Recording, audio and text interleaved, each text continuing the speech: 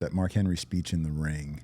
Oh, it's awesome. Where he gets emotional. It was one of the greatest in-ring promos ever. And I could relate to it as a veteran, not even as an athlete, of just like, I'm hanging it up and it's time, but I don't want to.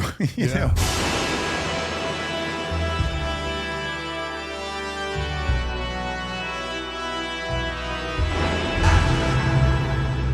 Let's start today's episode off with a little happy dad. A little happy dad. Yeah, we've got another guest in the studio this week. We're going on, it's Green Beret month. Already opened mine. It is Green Beret month for us. So cheers. Presented by Happy Dad. Presented by Happy Dad. Yeah, Love you it. do. Fruit punch. Yeah. Huh? What flavor you got there, Nate? Fruit punch. Ooh, that's good. That's really good. A It tastes little like high lemon C. lime here. I got pineapple. I think I got lucky. Well, I don't know. The fruit Are those punch. good I've too? heard that about you, the pineapple. You know, the pineapple. Jeez. He's trying. The fruit. Need about 20 more of those. The fruit punch is really good though. And this is your first time having Happy Dad, right? Mm-hmm. Yeah. So I thought it was a beer, honestly, when I saw it. Like it's in a beer can, as you said. Yes. But no, it's a hard seltzer. So, I mean, you're here in Texas and it's 1,000 degrees already. So Yeah, I was it's a sweating to nice- come over here. I got a 30-year-old Jeep Wrangler, and I love it, and I don't want to get rid of it, and it's awesome. But as soon as it gets hot, because it's got no top, and I just sweat. I was wearing pants. You're and, just driving dripping. around them. Yeah. There's certain vehicles, another month or so, you just got to put them up. That's all I got. That's it. That's it? Yeah. Well, that's my excuse for why I can't go to the place. I can't make the drive, man. Yeah. The Jeep. You turn into a vampire, right? exactly. You only go out after dark. I've got old vehicles as well, a 72 Buick Grand Sport and a 1989 F-150. And Ooh, that's nice. Nobody wants to ride with me, and it's always just miserable It hot. has nothing to do with the lack of air conditioning. Shut up. I'm just saying. How happy are you right now? You got a little Texas football player that decided to show look, up. Little. Look. Thank you. Correct. No, are you kidding me? Green Beret, Tiny. former Texas football player. That, by the way, that helmet's here every week. I mean, I love it. That's yeah. Yeah. We met. We met years ago in the Texas weight room. You were here. What, the Max last year? Exactly. So, I was here. I got here and moved to Austin in 2010. 2010. And played, 11. I was a safety, but I couldn't get on the field as a backup. And then 12, 13, 14, I was the starting long snapper. And Max last year was 13. So I had 1 year with Charlie Strong in the transition there. But still tight with Mac. I love Coach Brown. Yeah, he's awesome. He's just an awesome man. He still does his that Mac, Jack, and McConaughey. I was just there. Oh, were you? Yeah. I live right behind Spanish Oaks. I don't know if that's where they played this year. They played. No, they moved. They used to do it there every year. It's at Friday's always at UT Club, and then Thursday's always at UT Club, and Friday was at Barton Creek at Fazio. Yeah, which is a good spot too. That is beautiful. Yeah, that's a great spot. But Mac Brown, he's just a wonderful man. He's really nice. The crazy thing about Mac, that's not crazy, but I think something that just like speaks to who he is, his character, is. I mean, I was a walk-on, and granted, I was in the Army and I had those things. So you'd think, oh, well, maybe that's why he keeps up with Nate, because usually it's just the star players, the scholarship players that a coach might kind of keep up with over the years because it's good for recruiting. There's other walk-ons I played with that they text coach and he hits them back if they have a question about something or whatever, and he's like, that says a lot about he remembers everybody's mom's name, everybody's little brother's name, like just that's who he is. That's crazy because I can't remember what I had for breakfast. Exactly. And he's still killing it in North Carolina. He is. Yeah, he's doing well. Yeah. So were you still active in the military? And playing. So I came off of active duty in 2010. Right. Came here, started going to school, walked on, and then the second semester here, I re-enlisted in the Guard. So I was in 19 Special Forces Group, and they have a battalion that trains out of Camp Bullis in San Antonio. So right down the road. I didn't really think I could do both if I was going to play football. I didn't know how intensive, I mean, I knew the Guard, we always made fun of the Guard when we were in active duty because, they just one weekend a month and all that stuff. But but I still knew you had responsibilities. So I was like, I don't know if I can commit to something. What if I get, put on some kind of training mission or deployed and all that? And of course, if you're in, you should be, in my opinion, willing to go when they ask you, Yeah, right. But I met with the Special Forces National Guard recruiters here in Texas, and they were like, look, we think it's cool you're playing football. We don't want to mess with that. We think you should do that. But if you, during the summer times when you're not in school and football's done, if at that time we can figure out sort of a deployment rotation schedule that makes sense, we should, it'd be good. I think they said it'd be good for the regiment, and if something you want to do. And I was like, absolutely. Well, yeah, it's like a dream scenario. Yeah, it would. Yeah, it would. To do And it both. would have to be. I mean, it'd have to be great publicity too. I mean, not that Yeah. Green Beret, University of Texas. Oh, the Army will take whatever they can get. Well, we need it, Especially today, man. You got so- people like Tim Kennedy too. Yeah. It's just like, Yeah, I mean, that's great. I was just curious because I was as I was looking over at your, I was like, I was looking at the dates and I was like, shit, he was active and he was playing football. I was like, that's yeah. My last two deployments went to Afghanistan for about. It was a cool deal because another piece of this was Admiral McRaven. So William McRaven ran track, I believe, at Texas, and then obviously Navy SEAL, SOCOM commander, planned the Bin Laden mission. Like the guy's incredible, and then he went on to become the UT chancellor later on. And before he was chancellor, while he was still the SOCOM commander, he came out, spoke to the team before a game, I think my sophomore year, and thank God we won. So he's in the locker room afterwards because we weren't very good at the time. When I was there, we were, we weren't like we are now. period. It was a transition period. It was. Yeah. It was. We had some 30-year good transition seasons. period, I think. What's that? About a 30-year transition period. For you guys. Yeah. No. They won in 05, 06. McRaven. Okay, so Yeah, I'm McRaven. just, Max last year, y'all won 9 games, 10 games? We won 9. We never won 10. We won 9. I think I was 8-5 twice, 9-4 once, and then the last year with Charlie was we finished 6-7. We got our butts kicked by Arkansas in the bowl game. It was tough way to finish. It's an SEC school. So. Right, but ever since then, every SEC school we've played, we've done pretty well, I'd say. What's your team again? God's Cox. team, the South Carolina Gamecocks. Oh, the Cox, right. Yeah. Right. It would be. Yeah, wouldn't it? Right? It just fits. He has no connection to South Carolina or the university. It's just the name. No. I went there. It just, I know. I'm just kidding. I'm kidding. We I'm kidding. we got a phenomenal women's basketball You need team. to bring Muschamp back. I like Bill Muschamp. He was my DC the first year. Will Muschamp was insane. He was insane. He is insane. But he's awesome. Yeah, and I mean he's doing just fine out of Georgia now as the DC. Is he their DC? Yeah. Back again. Yeah, Yeah. I think that's his. I think that's his ceiling. Is the DC? Certain Yeah, he guys- doesn't need to be the head coach. I mean, this is. Yeah. I'll probably get whatever. Who cares? Nobody watches this anyway. Don't worry about it. That's my opinion. That was my personal opinion. I think Charlie Strong was a great person and a really good coach and an amazing DC, and he was super successful. But a head coaching job at a place like Texas is so hard because of A lot of pressure it's there. so political, and Yeah. you're a CEO. It's not scheme so much, And I think that was tough. It's a tough. And he was gig. our DC in South Carolina as well with Spurrier, and just amazing. Hated to see he him won leave. multiple national championships with Florida, and crushed it at Louisville, where there's a less pressure situation. Yeah. Yeah. But I don't think there's a higher pressure job than Texas.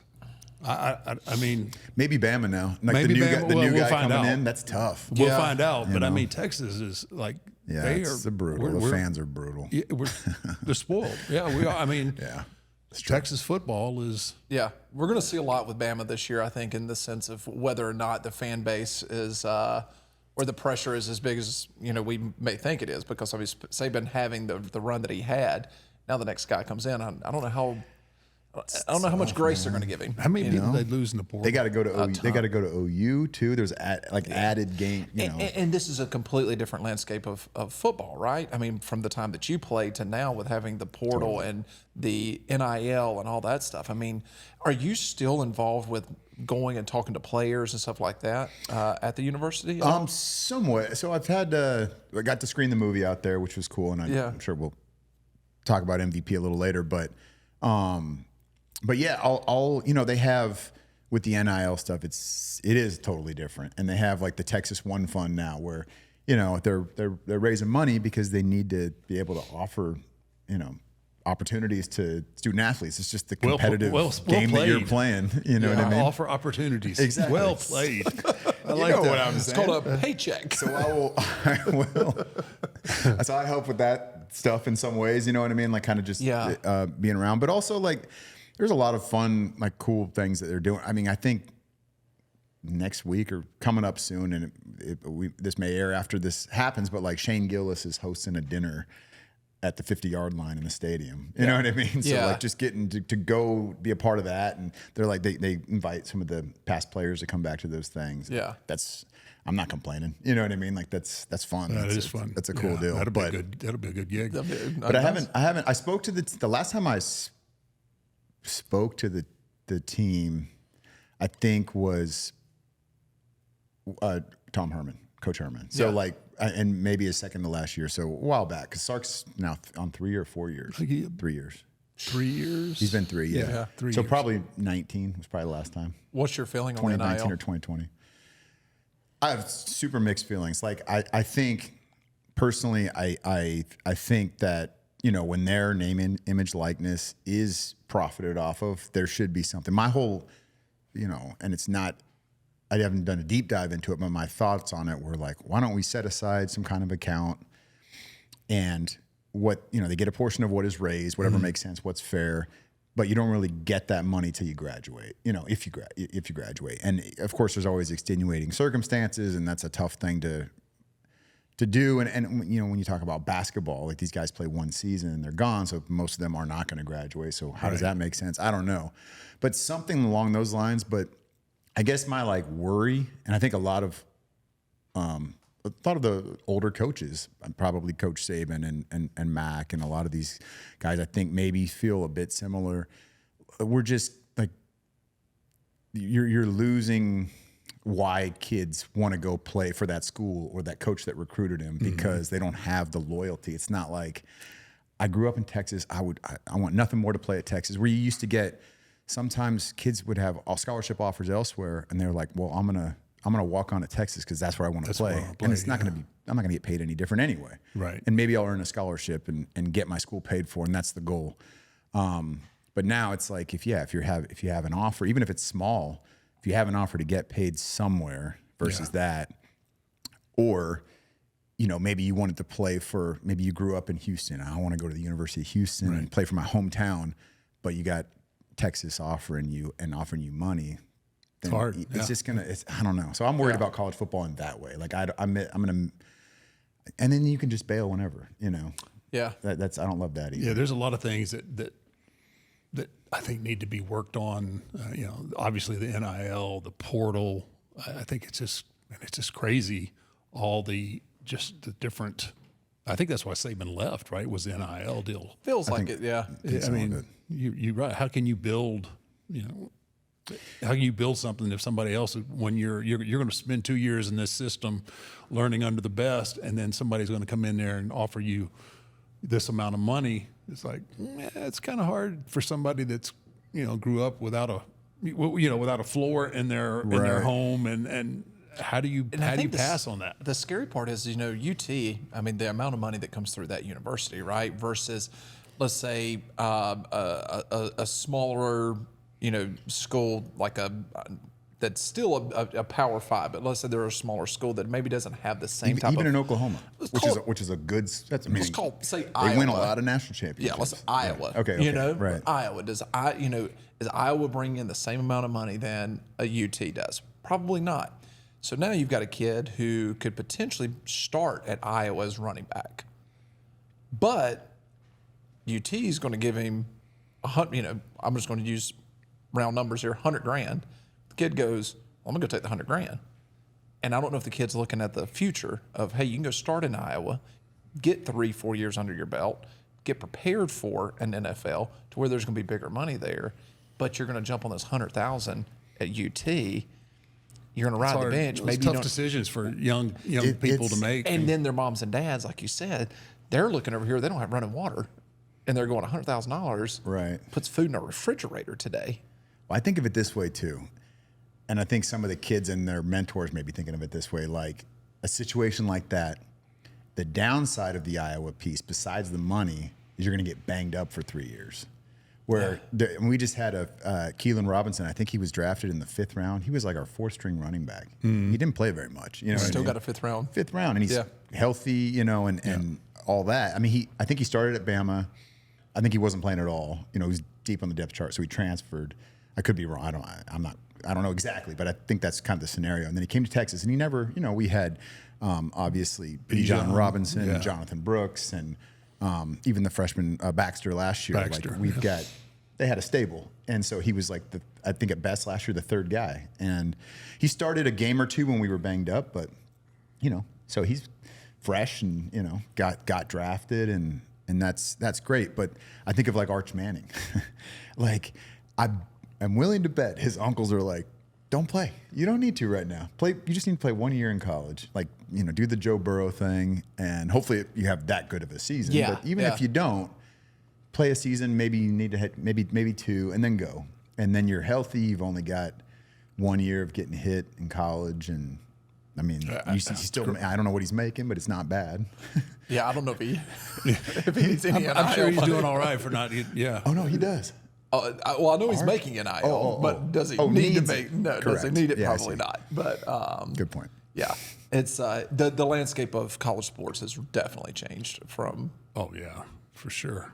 What we've ever seen, and so you go from the military, being a Green Beret.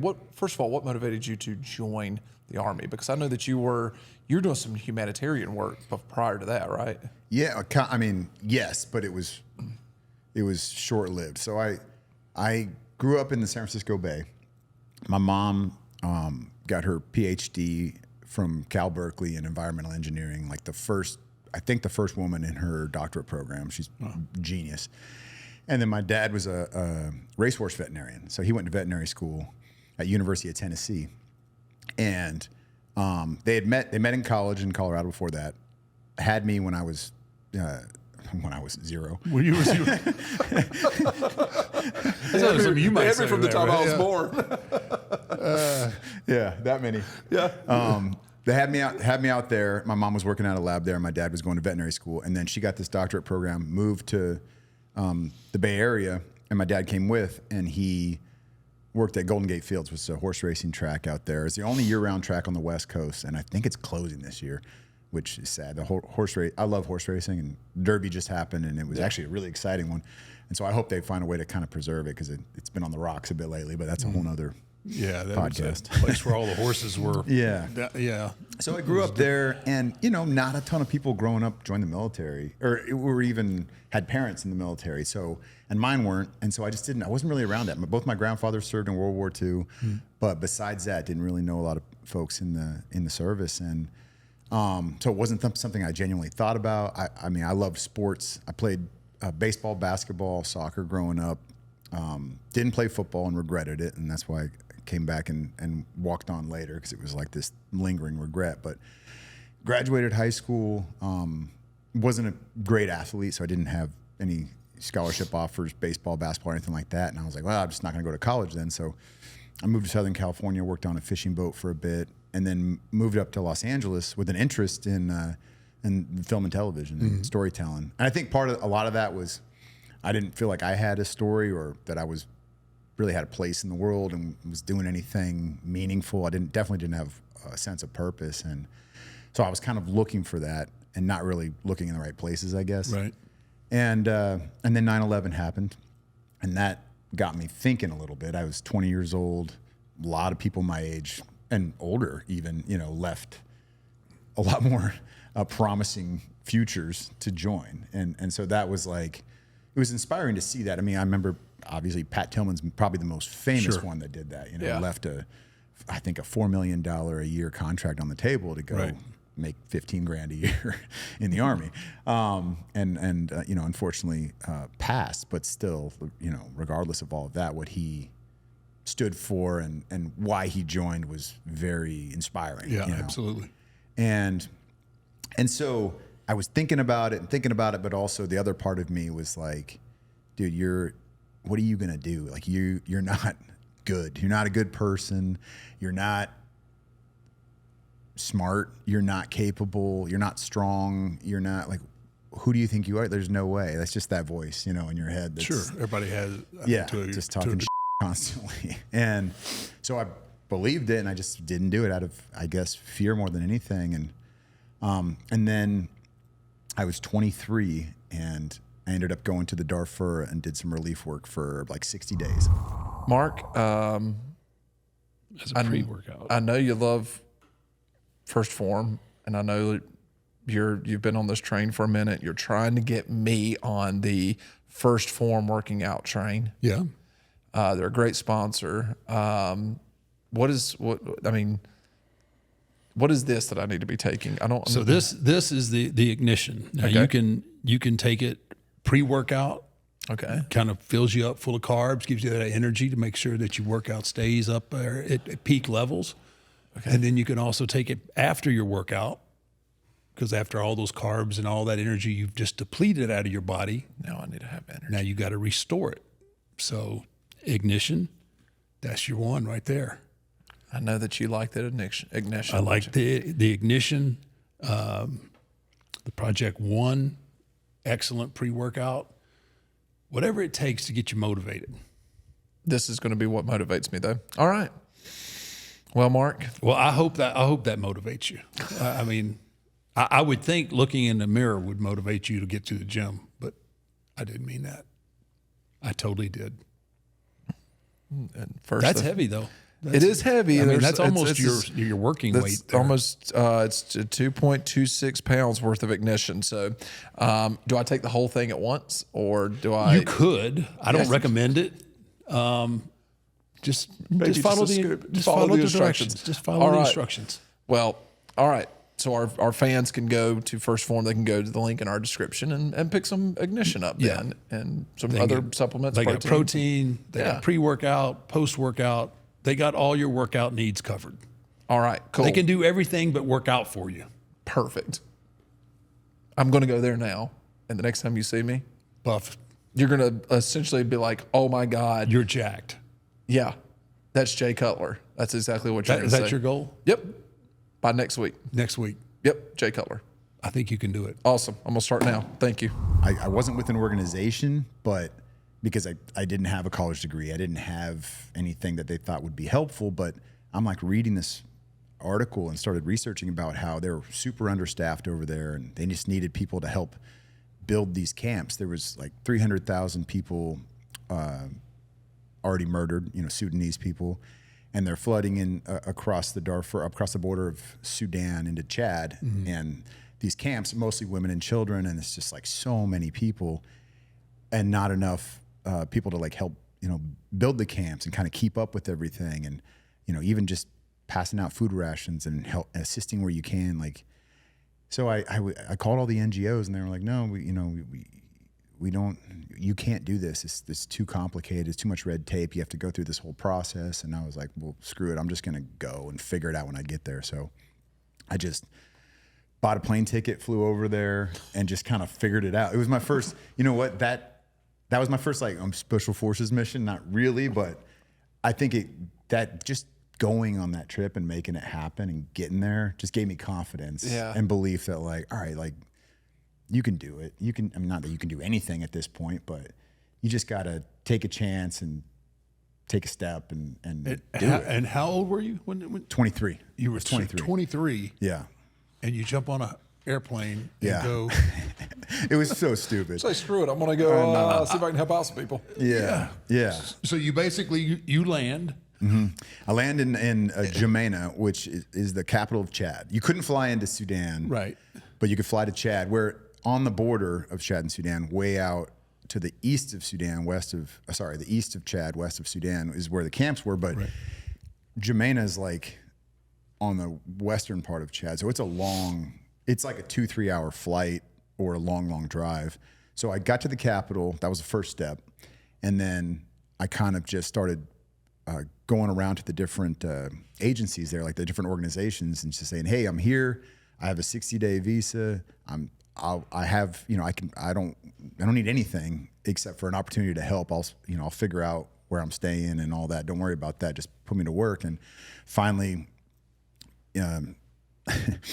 sort of talked my way onto a UN flight that was going out to the camps. Right. They had like an extra seat, and there was journalists there trying to get on the plane 'cause they wanted to go capture the story and take pictures and do all the stuff. And the guy that was running the manifest was local, and he just, was like, I don't know. I just had a good conversation with him, and he was like, I appreciate you being here because you want to help. And so he got me on the plane. I flew out there, and then once I was there, they kind of had to utilize me. Right? Yeah.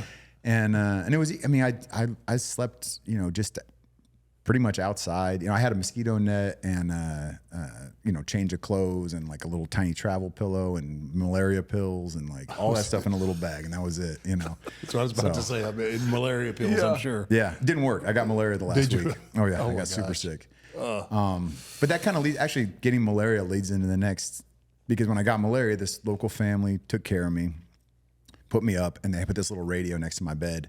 And the second Battle of Fallujah was going on right at that time, which is October, November of 2004.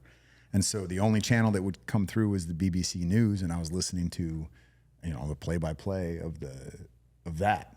And I was just like, when I go back, I'm signing up. This is like a sign, And these people need, in my opinion, beyond. I mean, I think it's great what humanitarian efforts are super important, but you also need people fighting for you, And I finally had the confidence that like, if I can make this trip happen, and it worked out, and I was able to do something, and I don't know, I didn't make a difference in anybody's individual life maybe, but it led me to believe that I could. And there was a lot of people there that were grateful. And when they found out I was American, especially, they were like, man, like, why would you ever leave? And I'm like, well, it's great. Don't get me wrong. It's not perfect, but it is amazing. But I think that I feel like a responsibility because I'm so lucky to be born here. Like I didn't deserve, when I was 0 years old and born. Yeah. I didn't deserve this. I didn't earn this. And I want to do something to feel like maybe I am. And, you're just as deserving as I am. And you unfortunately. Situational. Yeah. Yeah. Exactly. That's crazy. So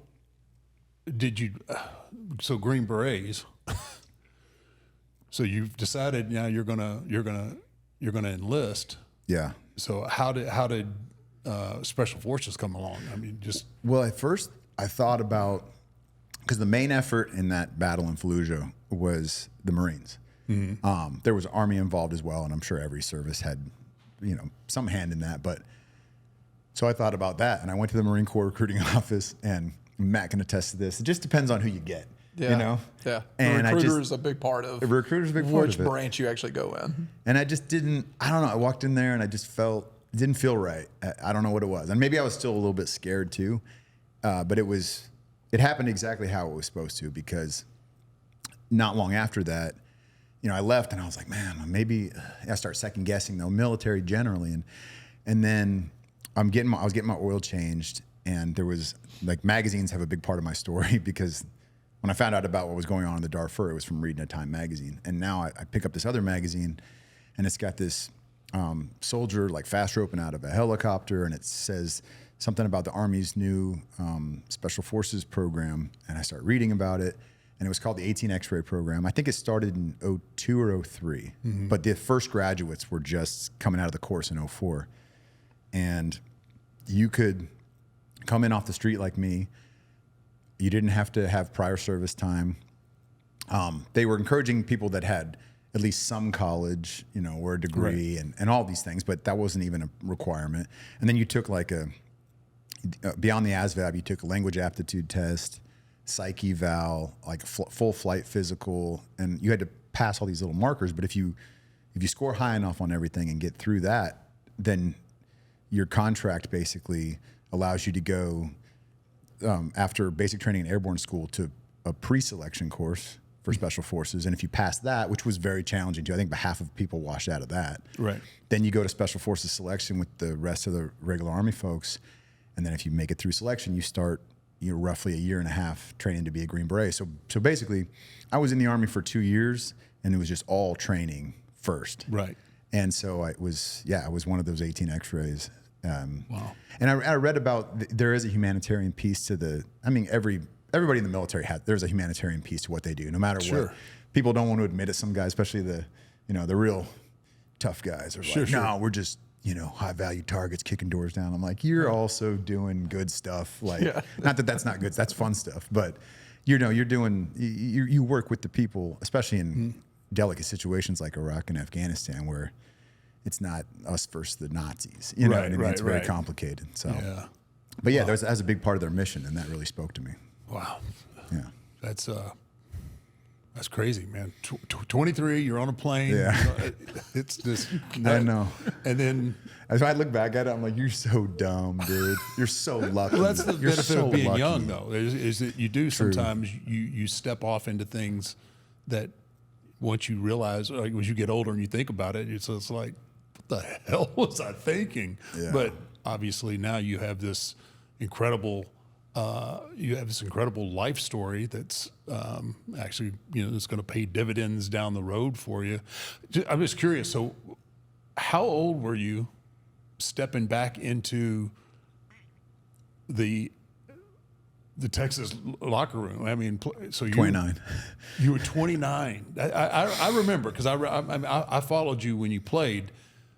How was that? I mean, you've been through. Yeah. So you've been on this humanitarian issue mission. Just me and the other freshmen. You went through the hardest thing that you could go through, which is special operations, and special forces you've school. Been through selection. You've been through. Now you've been deployed. Yeah, and now you're back in here with all these 18, 19-year-olds.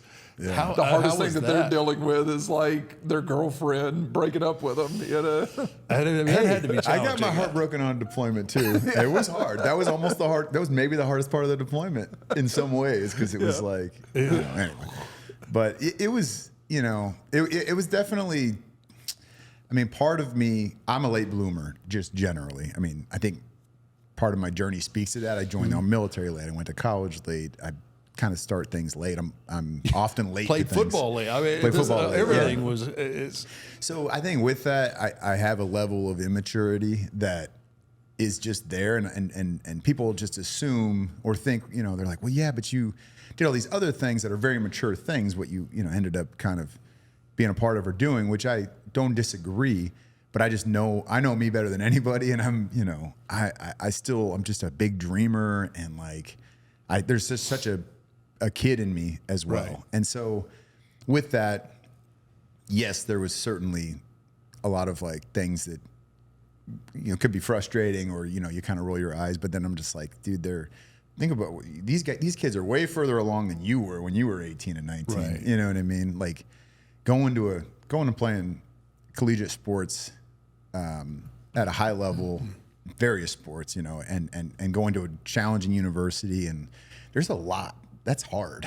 it's two full-time jobs pretty much. Like there's not enough credit, and kids make mistakes and do stupid things, of course, so do adults, but there's not enough credit given to, I think, student athletes and how challenging that really is. It's not easy. Sure. No, it's a huge easy commitment. So Yeah. I think the fact that most of my friends and people I was around were other student athletes helped bridge that a little bit, but it was weird.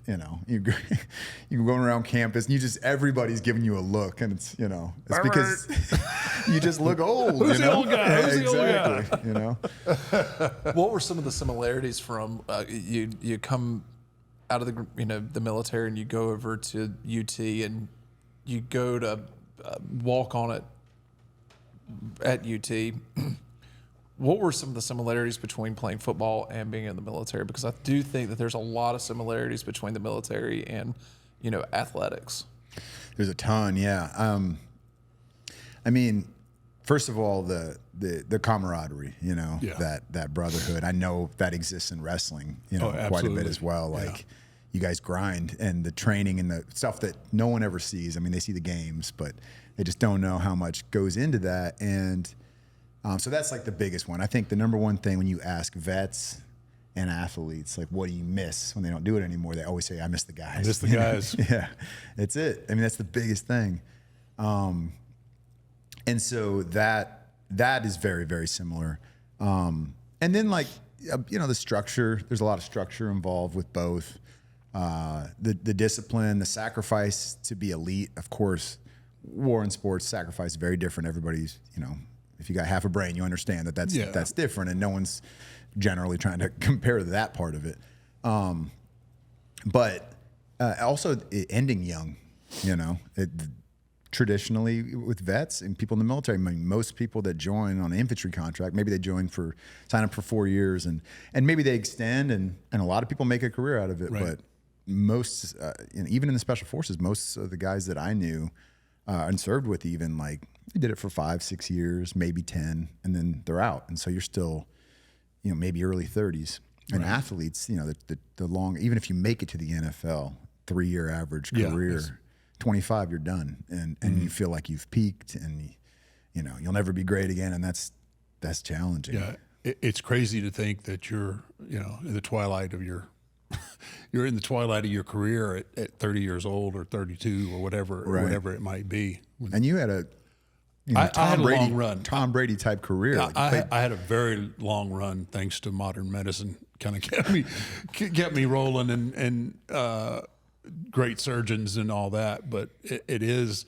But I'm just thinking of the similarities, the transition part.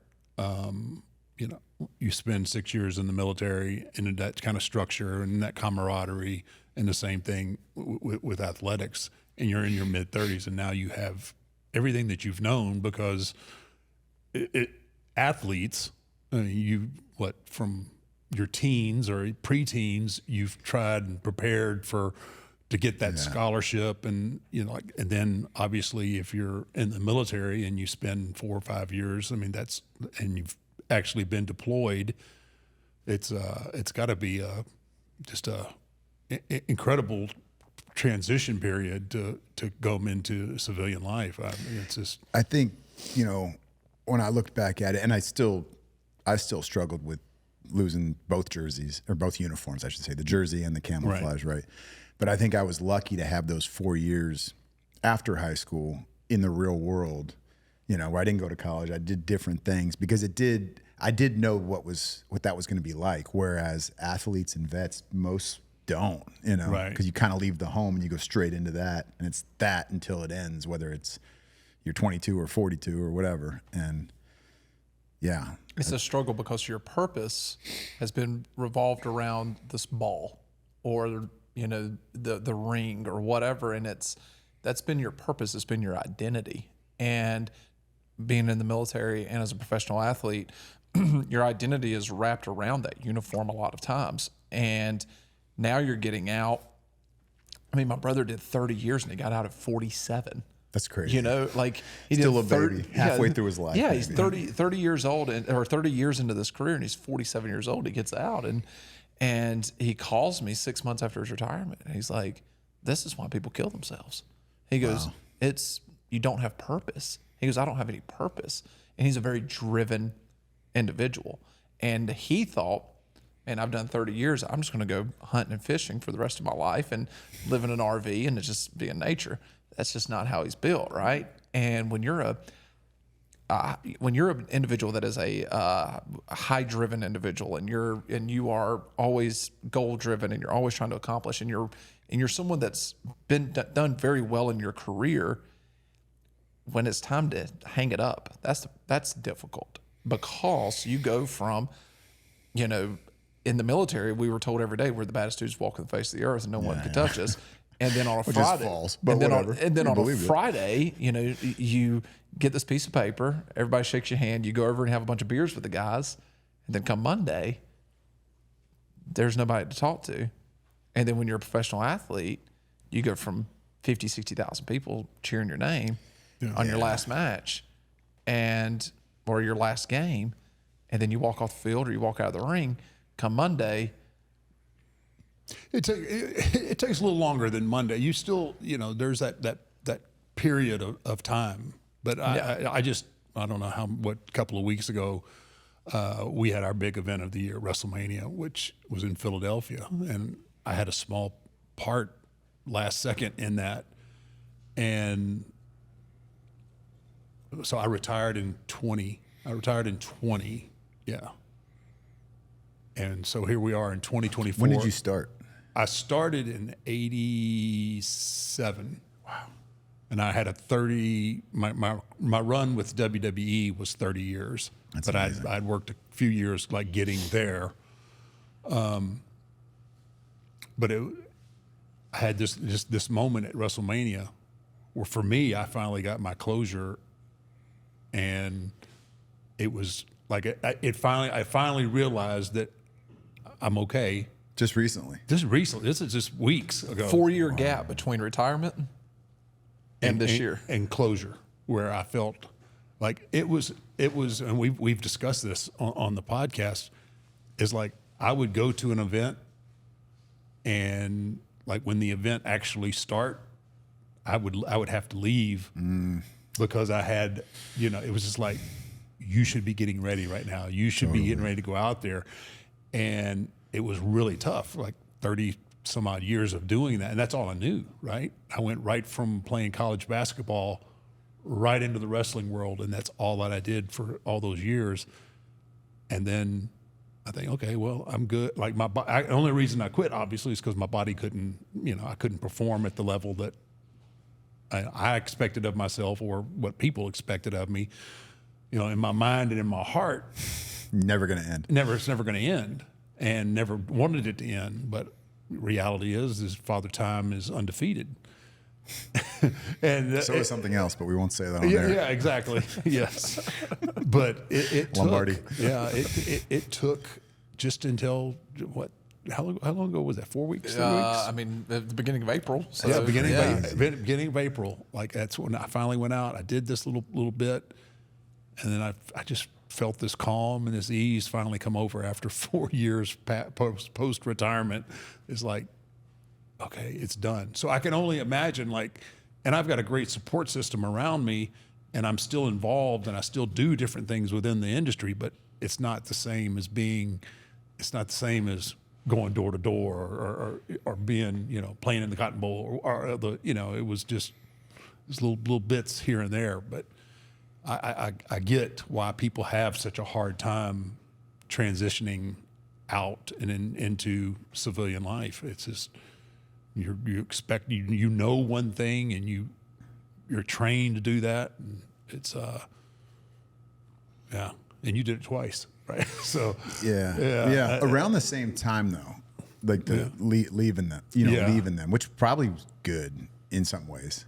Get it all out, right? Get it all in at one time. Because I finished at UT in 14, and in February or March of 15, I was done with the military. I didn't re-enlist for another year. I was just kind of doing year to year, right? And like extending, and then I signed with the Seahawks and had opportunity there, which was amazing. Very grateful, but it wasn't very long, and I got cut in September. So I think like the first part was the military thing, but I had the football. I was lucky. I had that to like wean off in a sense, because I knew football wasn't going to last long for me because I just wasn't that good, just to get that shot. Well, that's a pretty high pressure job though. Long snapping's not. It is, but I'm tiny. Look at me, and I weighed a little more. I was bigger, wider then, but I was 34 when I went to Seattle. I was, that oldest guy in the locker room as a rookie. I'm like, enough of me knew like this is. If I get to play one whole season, which I didn't, but if I got to that, I was like, man, that would be so lucky. But I just kind of was. You feel it, like it's any moment now it's going to end, and that's okay. And I think it helped me enjoy it a little more, and just relax a little with that. And then when I remember when the GM was. He walked around the corner and he saw me and he kind of put his head down and was like, he had this look on his face like he just lost his puppy, or something. Didn't want to do. And I was like, it's all right, man.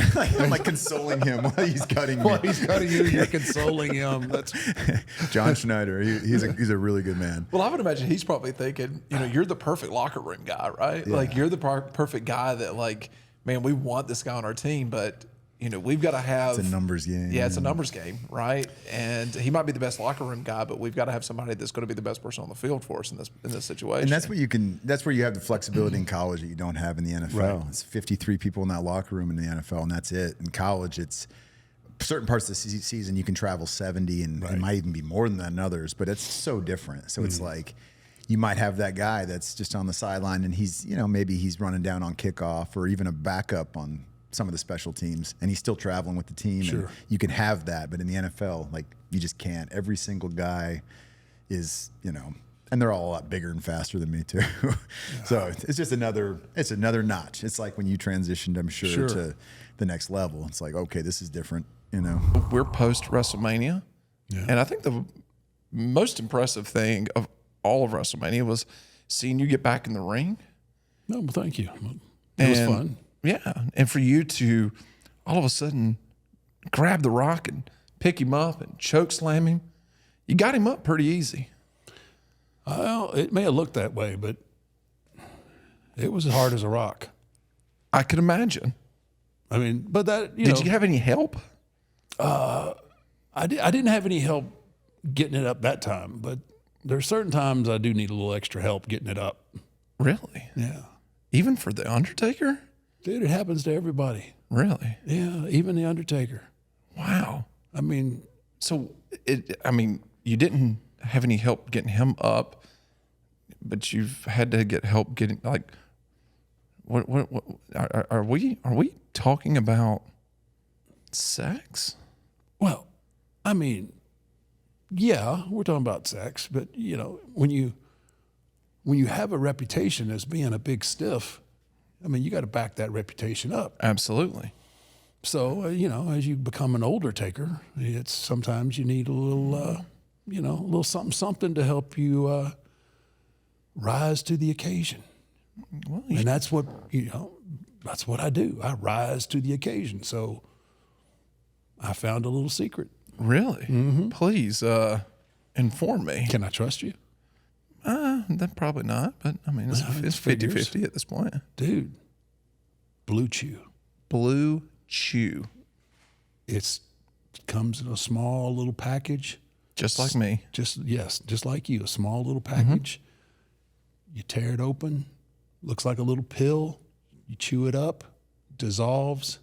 Next thing you know, brother, you got boner power. Really? I'm telling you. Man. You make that That's sucker simple. stand at attention. And you're an ex-military guy. You know about standing at attention. Oh, I can stand at attention. I mean, not like I used to. But hey, It's well, not do as- you want to? If you want to go back to the glory days, I would love nothing more. Blue Chew's the answer, man. Tell me more. I'm just saying, this thing, it's got all the active ingredients of any boner pill, brother. Really? Yeah, but it's just easy. It's easy. All you got to do is boom, pop it in and just wait for the fireworks. Man, this seems too good to be true. No, brother. It's science. Science. Yeah. Oh my God. All right. Well, I'm. Where can I? Tell me more about this. Where can I find Blue Chew? How do I get my hands on this miracle? How do I get my hands on this miracle? Go to bluechew.com, brother. It's as easy. You can't forget it. Bluechew.com. And so, and just because I make sure that everything is legal, listen to this. Okay. I'm going to read you a few things here. Tell me. It's like a bedtime story. This is a bedtime story. I like how you did that. I'm gonna close my eyes and we'll think about Amy. Blue Chew is a unique online service that delivers the same active ingredients as Viagra, Cialis, and Levitra, but in a chewable tablet. And at a fraction of the cost. Say, that's the part I know you really like. I like a good right? save. I like you savings. you like to save some money, even on your boner I pills. like a deal. And you can take them. You were talking about in the daytime. You can take them anytime, day or night. So you can plan ahead and be ready whenever the opportunity arises. Right before church, how- pop a couple of men. See how I did that? Yeah. That's one of the best times ever. Right before church, Yeah, man. Process is simple. You sign up at bluechew.com. You consult with one of their licensed medical providers, and once you're approved, you'll receive your prescription within days. Now, the best part, You ready for this? Oh, I'm on the edge of my seat. It's all done online. So no visits to the doctor's office, no awkward conversations, and no waiting in line at the pharmacy. Blue Chew tablets are made in the USA and prepared and shipped direct to your door in a discreet package. So in case you got nosy neighbors, there ain't nobody going to be in your business. So They're my not going to know you got boner pills sitting on your front My porch. mailman's not even going to know. No, he ain't going to know. He ain't going to know. That's nice. Blue Chew wants to help you have better sex. You, Matt Lyda, they want to help you have better sex. They read my mind. Yep. So all you do, discover your options at bluechew.com. Now get this. You chew it and do it. I'm chewing right now. You got chewing in your mind, right? Can you visualize it? Can you see it? Chew it and do it. Yeah. Yeah. I can visualize it right now. This is the best part right here. Oh, I'm enjoying it. We've got a special deal for our listeners. Try Blue Chew free when you use our promo code 6feet at checkout. Just pay $5 shipping. That's bluechew.com, promo code 6feet to receive your first month free. Visit bluechew.com for more details and important safety information. And we want to thank Blue Chew for sponsoring the podcast. It's just a learning process of finding that next passion, whatever that is. Yeah. And sometimes it just takes people a little longer to find it. Right. I'm still looking. This ain't it. This ain't it. We're going to fake it until we make it, Yeah, though. I mean, you know. Well, I kid about that a lot. No, Yeah, right. But Something else also. it's something else also. But I mean, I saw with I've seen with a lot of guys in the military, and I saw it a little bit with Mark. I mean, I think Mark's transition from the ring to I would call it civilian world that you're in now wasn't that bad. I mean, I've seen a lot worse. Oh, definitely. Yeah, and I mean, there was probably some conversations you and Michelle were having that were very private conversations that, and probably some conversations in your head as well, that maybe you've never shared, and where it is tough because when that is your identity, and it's so hard to not go back to it when sometimes the easiest thing to do is to hit the default button, which is to go back to what you know, right? Now, for you, you get out of the military, you go to the Seahawks, you get cut from the Seahawks. Yes, you may have been expecting it, you may have been feeling it, but once again, you are a high-level guy. You are going, very successful person. The guy walks away, you're sitting there by yourself. I mean, what's going through your head at that moment? It was, I was still crushed. I'm not going to say like I wasn't disappointed, you know what I mean? Because there's still a part of you that's like, somehow you're going to make this happen. You're going to win that starting job, and you've defied odds already, like for years. You have to believe. If you don't believe that, you're not going to even get to that place. Yeah, exactly. Part of you has to believe that, but there's also that, it's just the duality, I guess, in my mind. Of like accepting the inevitable at the same time as like not approaching every day with the inevitable sort of looming. Dictating your training or whatever. It's just like, it's going to happen, but like not yet. And, but yeah, I remember like, and this is how it is. It's all good. Every team's like this. It's not a bad thing. It's just the way it is. It's like, they'll tell you kind of before the team's going to go into like a team meeting. So they're sort of separate, and then you go to the equipment manager and you get this little black trash bag and you put your stuff in there. It's very depressing. You know what I mean? And if this was my only thing, I think about it in that way. If this was my only thing since I was 8 years old, right. And this was the dream, and like so many guys, and this was a dream, but I did other things. I gained perspective along the way, which really helped. And I still struggled, but it definitely helped. But if this was like, it's this or nothing else, and you get all the way to that point and you get a taste, know, and I just played in one preseason game. And so I got to play in a game, which from my perspective, it was like, I shouldn't even be here. I didn't even start playing football till 5 years ago. And this is crazy. I'm warming up before the game, and Peyton Manning standing next to me, we were playing the Broncos, and they won the Super Bowl that year, and he's standing next to me like throwing footballs, and I like snap a ball, and I like look up, and I'm just like, what am I doing? This is stupid. But that's crazy though that you took that moment to appreciate. Yeah, I did. Fact, you know. I did. But I would did. you have appreciated that if you weren't 34 years old, you know? Probably and not. that's the Yeah. thing. Like you look at a 24-year-old kid, is he appreciating that moment in a preseason game, or is he more putting more pressure on himself in that moment, thinking, I've got to do well in this game or I'm going to get cut or something, you know? Yeah, because I had that. I mean, that was there too. I had definitely had the nerves and the excitement and like but I was just trying to remind myself, like, take this in, you know, like this is cool. This might be it. And sure enough, 3 days later, you know, so it was it.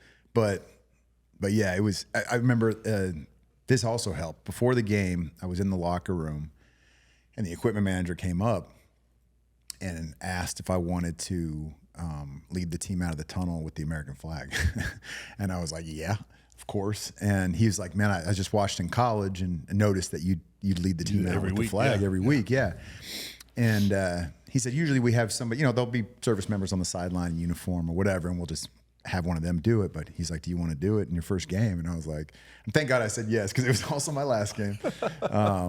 You got it on film, right? Yeah. Oh yeah. It's on film. Okay. It's cool. Yeah. It's cool. Better have It's a good like, picture of that hanging up. there's there's you know the little flames shooting out and the cheerleaders lined up and it's cool. And so, you know, I run out of there and I give the flag to the guy and go over to the sideline. And then in college, you know, we're not on the field when they play the anthem. Right. So the only time I'd been on the field during the anthem was when I was doing the coin toss. And so, because they'll have us come out of the locker room early. So I've been there before, but it was just different. Like, the rest of the team's not there, and it's not this, you know, sort of special moment, at least to me. And yeah, the announcer was like, "Would everybody please rise, you know, and honor America with the singing of the anthem?" And you know, first panic was like, "Where's the flag to like face?" You know, because we got to face it. And then I turned around and faced it or found it and faced it and put my hand on my heart. And then the song started playing, and I'm like getting emotional right now thinking about it because I started bawling, you know. I just started bawling because I was like, I was super proud. I was honestly proud of myself, as I guess arrogant as that sounds, but I was proud to like be there. And then I was thinking about, you know, the young me who was it was just so insecure, I guess, and all those fears that I still have, still there. You know what I mean? Well, I think we all do to a certain degree, but I mean, just I think you were having that moment of reflection from all the things that led to that point, and that had to be. I can only imagine. Yeah. I'm getting a little bit of chills just thinking about it myself. Just for you and serving your country and all of that, to be standing there listening to the national anthem. I mean, my best friend, Brad Keys, passed away in 2012, December 13th, 2012. And the day before he passed, we were on a Halo team, and it was actually a training accident. Total malfunction of both parachutes, and he just burned in on a jump. And I talked to him the day before, because he saw I got like the Disney Spirit Award, it's cheesy. It was cool, but it was a very cheesy award at the College Football Awards. And so I was on ESPN. It was my first time on TV. I was on ESPN, you know, and I was super nervous. I watched the clip like years later, and I was like, wow, it was pretty bad, cringy.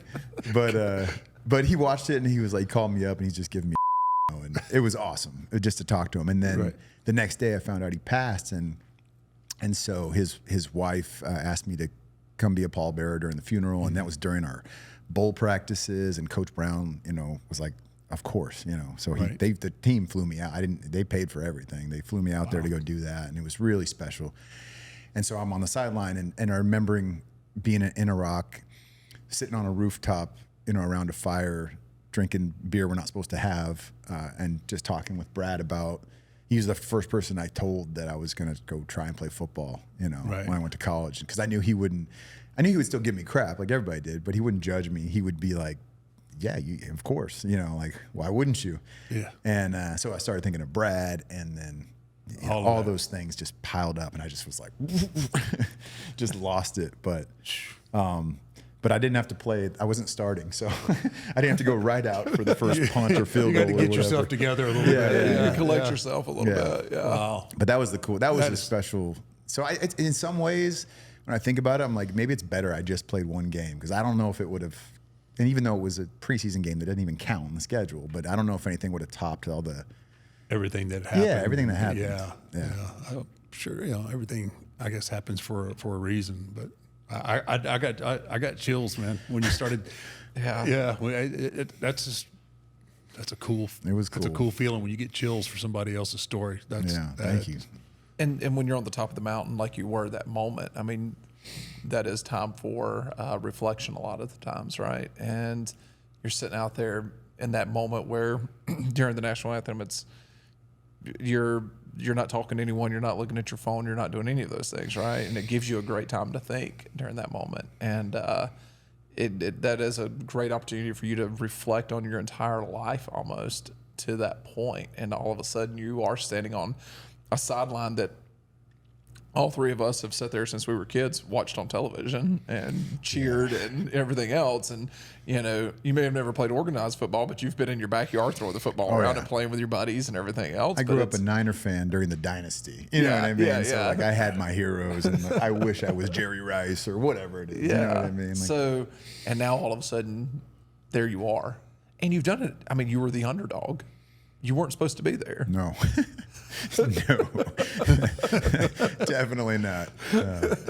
You're never playing organized football, and you go to the University of Texas, and you make the team, and to get all the way to that point, that's difficult. Now, you get to that point, you end up getting cut, right? Did the NFL come to you at all or anything like that and say, hey, you're a great ambassador. You're somebody that we want to work with the Shield and do stuff with our military and with the NFL and stuff? Because the NFL is doing a lot with like the salute to service and everything else. Were you somebody that they targeted as somebody to be an ambassador for the? Not initially. And I don't know. It's hard. Like they have so much going on, of course. You know what I mean? But not initially. Honestly, the first person to call me, besides family and friends, but was Chris Long. And Chris is he's Howie Long's son. But he was a great. I mean, he played I think 13 years. And Chris called me because he had a clean water project in Tanzania he had started working on, and he had heard my story, but he did a lot of research and digging, and he found that story about what I was talking about in the Sudan, right? In the Darfur, I should say. And he was just like, dude, I mean, I very much appreciate your service and everything, your story and all that. But that was really interesting to me, kind of hearing that part. Would you want to be involved in some way with Water Boys? That's the name of his organization. And so it was through that, and we started bringing up. We do it every year. We bring up vets and NFL players to climb Kilimanjaro as a team, which is really cool. And through the process, through the year, they raise money. Each individual raises money for the water wells, and so then we'll go out there and have a couple of clean water wells dug, which is super cool. So that was the first part. So that happened, and then I co-founded MVP with Jay Glazer, which is merging vets and players and just bringing together combat vets and former pro athletes and helping them with that transition, and finding that sense of purpose and identity again. And then I also, like, the reason I moved up to LA when I was 19, I was interested in the film and TV stuff. So I was like, I didn't want to be going to commentating. Plus, I'm not a Hall of Famer, and I don't know the game well enough to be an analyst or a commentator or whatever. But I was like, what else would be interesting maybe to the league and all of that? And so eventually started doing some work with them. I got to host a show for a couple of seasons called Indivisible that was kind of like, sort of like Anthony Bourdain style show, but it was football instead of food.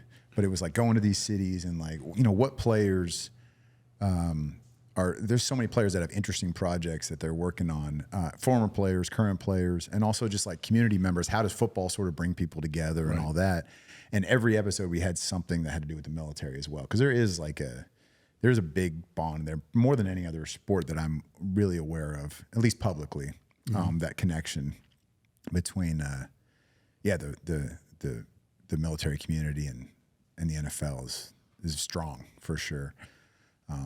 There was a little bump in the road, early on because it was revealed that the services were paying for the salute to service stuff, and that got exposed, and they fixed it, thankfully, because it was a little like, you're saying salute to service, but they're paying for that. Yeah. It's a little tough, but I mean, the Army, all the branches, they pay for commercials, of course, and they do. That's part of what they do. But anyway, but it's cool. They have a whole like salute to service department now, and I think out of that, I think it was good that happened. That all got brought to light because it was like, oh, we need to do this.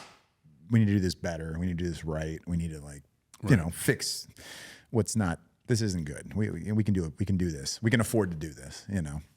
So so like they help with they work with a lot of different military nonprofits and veteran nonprofits, which is cool. Well, tell us a little bit more about MVP. I know you and Jay Glazer, founded this and created it. Tell us a little bit more about what that is and what you guys are doing. Yeah, so it, Jay, I remember being in his living room, and he was, and it was the year I got cut, a couple months after, and he was like, well, so what are you thinking of doing? And I was like, I don't know exactly. I mean, part of me was thinking about, should I re-enlist? I felt like I just needed something, right. I needed that mission, whatever it was. And, he was like, I mean, do you really want to, or are you just kind of searching for something right now? I'm like, I mean, I'm searching for something. You're not wrong. Because I would think about all the things I didn't like about it. Right. And it's a commitment. You don't just kind of do that. I don't want to do this. Yeah. You can't just be like, you know what, bad idea. I'm going to step out. Nope.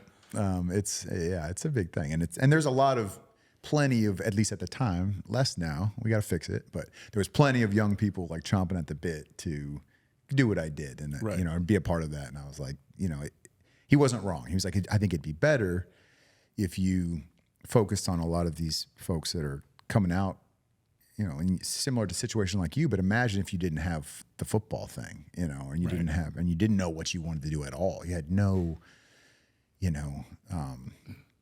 real direction or there's just so many people come out of the service and just they don't know what they like even, they just don't know.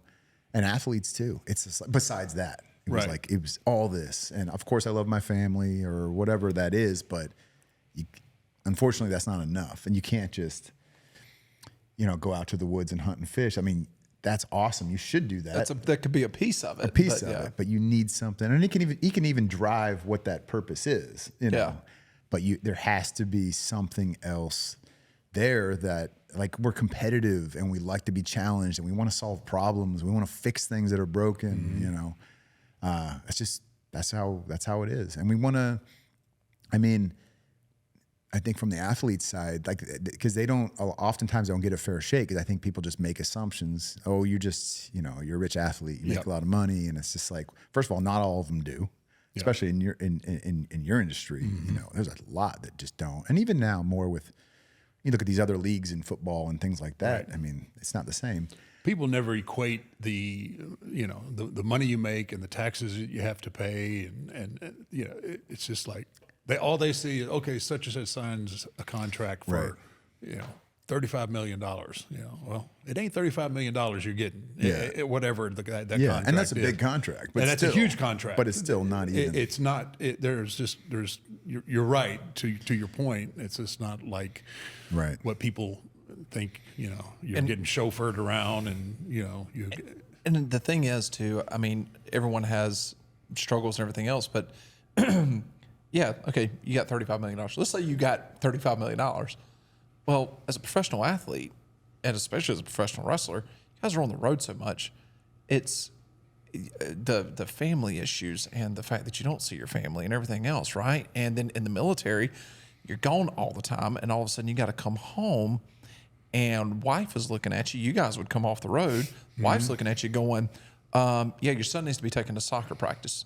You don't even know where the soccer field's located. Yep. And now all of a sudden you don't know how to have a conversation with your son that needs to be taken to a soccer field.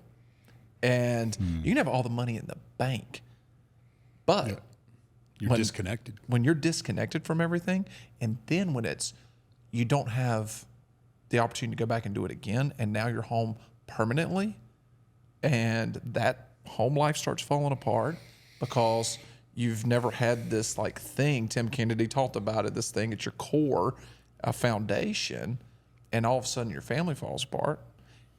You got $35 million and you're sitting in a house by yourself. Bad things happen. Yeah. And that's where I just think a lot of people don't understand that. And then you're sitting there going, man, I'm 35, I'm 40. I got all the money in the world. My family hates me. What's next? What am I supposed to do now? Yeah. You know, what is my next thing? What am I supposed to do? And man, a hunting trip's awesome. That's 3 days. Yeah. Yeah, and that's and there's a lot of good organizations out there. There's a ton of good. There's 40,000 some odd veteran service organizations. And they all are well intended, I think, you know. But that's one thing that was really important about MVP, trying to figure out like what are we gonna do consistently? Because the consistency is huge. Like some people that are really struggling, some of these vets specifically, and I think athletes too, but just people in general, like they need a retreat. They need something to go on and and kind of break the cycle of whatever they're in. But once that's over, like if you're just going back to where you were at, nothing's gonna change. You know, Right. there has to be a change made in your habits and in your daily life. So like for whatever we were doing with MVP, because Jay was just like, look, I see you, and I was on the phone with a buddy of mine who was in the Ranger Battalion, and he was up and down, and I think he was drinking a little too much, and he would get real dark, and then the next day he's apologizing, and it's like, I don't know what I was, and I'm just like, well, you're just you're just struggling right now, man. You don't know, you're doing this because you have nothing else to fill, your time and nothing else to focus on. And Jay is having a similar conversation with an athlete, with a football player who, or maybe it was his wife. I think it was his wife that was just like, he's like not leaving the house, shades are drawn, and he's just like waiting for the phone to ring. And she's like, it's not going to ring. I know it's not going to ring, Right. like it's over. And not that you need to just give up, but on the dream of whatever that is, you can still pursue it, but you got to do something. You can't just Your waiting. dream can change. And the dream can change. Yeah. Yeah. So it was like that was out of that. So starting out, we didn't even know what it was going to be. We just were like, let's just get these guys together because they do think similarly. And I think on the veteran side, a lot of times we feel like no one's going to relate to us or get us. And, they're just like, I just want to be around these people that wear the same clothes as I do and speak the same language and all that stuff. And I think at some level that's important. You need that sense of family and tribe, but you also need to be, in my opinion, open to other things and just this new world, and integrate, and find ways to build bridges with other communities that you may think you have nothing in common with. I bet you have way more in common than you imagine. And so the idea was just like, let's bring these two guys together. What do both these groups like to do? They like to work out, for the most part. They like to exercise, push each other, challenge each other. And so Jay has a gym in LA called Unbreakable Performance Center. And so he invites in true Jay style, he invites Tony Gonzalez, maybe the greatest tight end ever, Randy Couture, and I had met some of these vets at a veterans transition house, essentially a homeless shelter. And I bring these guys up. So they couldn't be two different groups on diverse. paper. Yeah. But they got in the room, everyone's working out together. It's a little awkward at first because everyone's a little nervous, I think. And even that in the athletes are just like, I don't have anything in common with these guys are like, they went to war and fought for their country and whatever. And the vets are like, dude, that's a 6-time UFC heavyweight champion of the world who happened to also spend some time in the Army, Randy. But, you know, they just But it's like I've got Tony Gonzalez's jersey in my closet. Exactly. You know, it's like, I can't relate to this guy. Exactly. And so it was just, it was interesting. But then after everybody worked out, we huddled up and Jay really was good at, he's good at what he does. He's good on TV and he's good at like making, through, you know, dark humor, et cetera, making everybody kind of feel comfortable. Cause I'm way more of a comfortable, like, I guess, public speaker or even just speaking to a group of people than I was at that time. Now, you know, I didn't know where to start. And it was like, it's banged in your head in the military, especially like, don't talk, you know. Yeah. They say quiet professional, but we all think it means like silent professional, you know, and just never tell your story, never. No. And it's like, yeah, there's a way you have to tell your stories, but I know what they mean. Like, don't brag about it. Don't throw it in people's face. No one owes you anything. All that stuff is true. But I didn't understand that. I just was like, well, that's one and the same.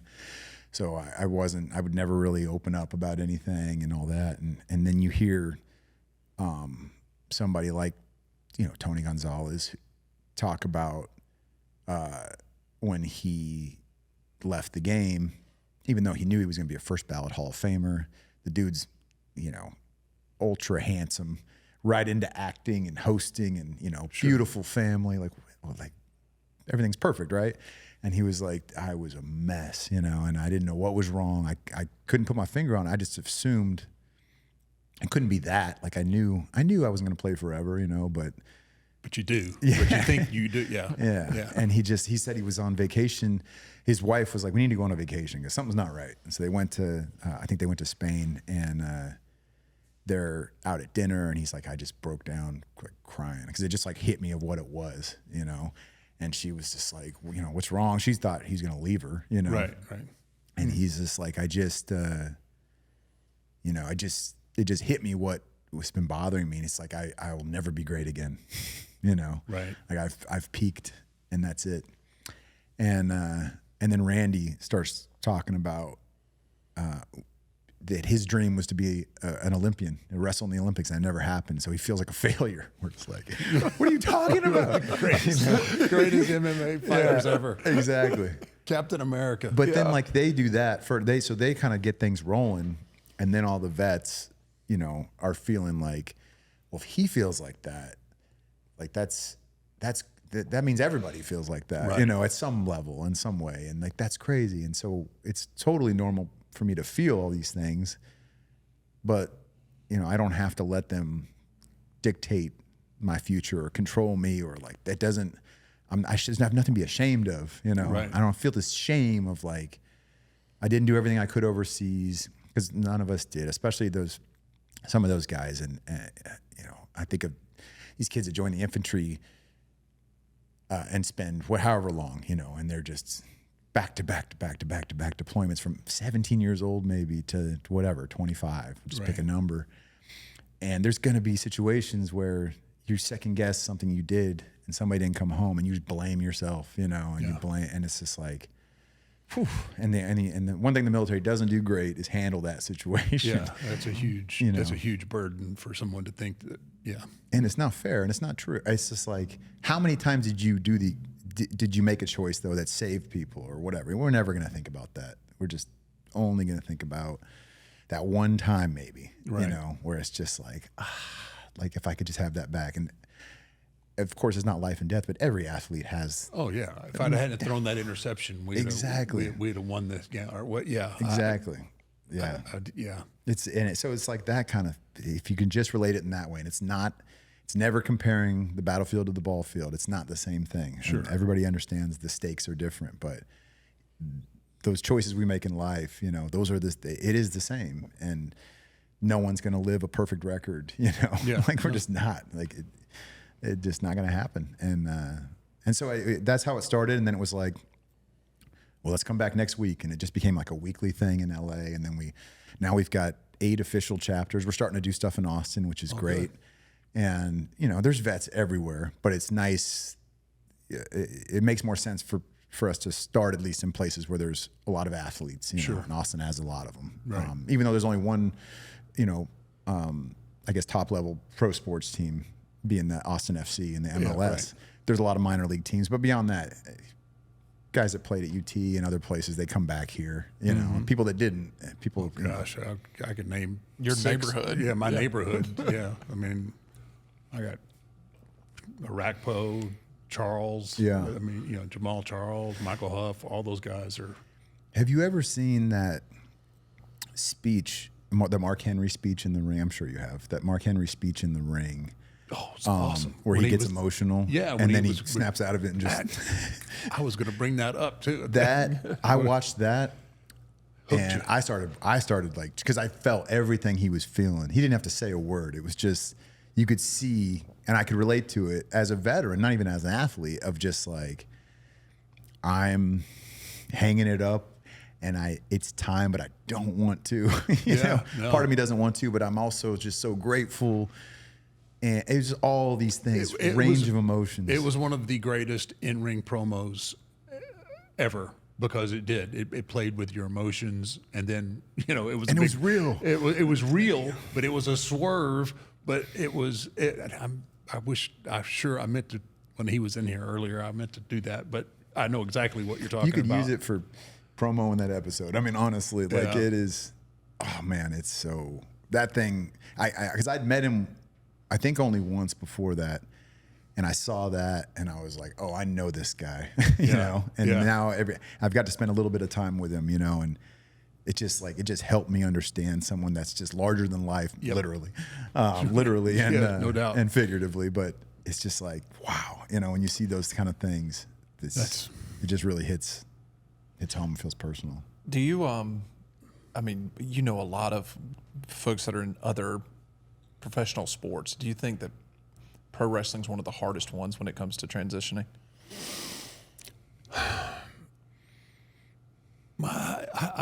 It's hard to say, man, because everybody has whatever you do, like at those levels. I mean, you have passion, and when that passion for something is gone, it's gone. And I think the one thing that wrestling, unfortunately, offers is a lesser version.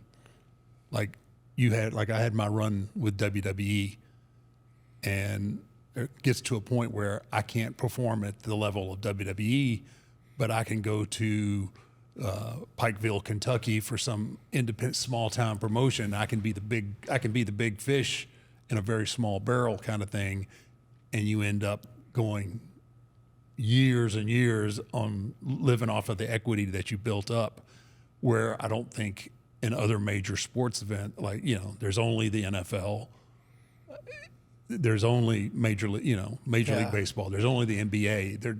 There's no track down where wrestling gives you a chance to still be something just at a lesser version of it. And I think that's, I mean, it's good for some guys because wrestlers are notorious for not saving their money, or that used to be. Yeah. They're much better now because of, you know. Same with all athletes and veterans. Yeah, I mean, it is, but we you know, there's programs now in place trying to teach guys how to do, you know, with their money, so that they don't end up at the end of their career and then figure out like, okay, now I'm going to have to go to some small armory and sell my 8x10s at for intermission. $20. You know, so, and then you end up doing things like the movie The Wrestler. That's a prime example. That's my favorite movie. I'm not kidding. It's my literal favorite movie. That's a prime example of somebody who, you know, was at the top and then kind of worked his way back down and just didn't know when to say when. It's my favorite because it's heartbreaking. It is heartbreaking. But it's my favorite because it's so real and so relatable. I remember I saw that on deployment on like a grainy copy. Right. And I was just like, man. And that was, you know, before I even got out and all that. But that movie, I will say this, in my opinion, I think it is maybe the toughest because in addition to the athletic side and the purpose and the team and all that, the persona that y'all have to have. That's like an identity beyond a uniform or being a part of a team. It's like another identity. You know what I mean? Yeah, that everybody sees you as that.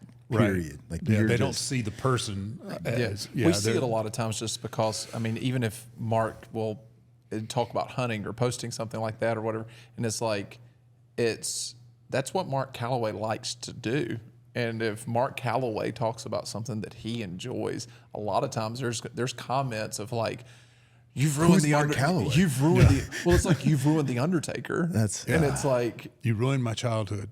Yeah.